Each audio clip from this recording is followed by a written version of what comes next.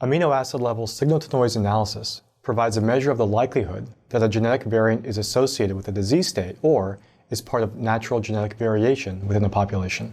This technique leverages two large genetic resources: disease-associated mutations available in the literature or in the public domain, with population-based exome and genome studies that identify rare genetic variants.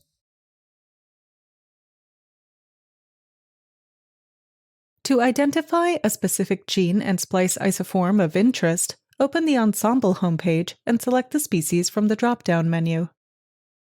Enter the acronym for the gene of interest and click Go.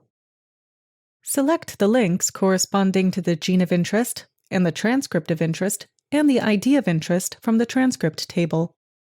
Note the transcript-specific RNA transcript and protein product of RNA transcript identification numbers in the reference sequence column of the transcript table for future reference.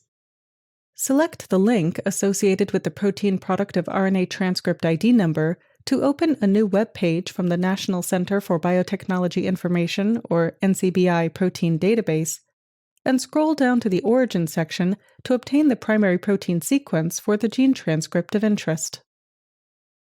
Then scroll up to the Features section to obtain a list of the protein features.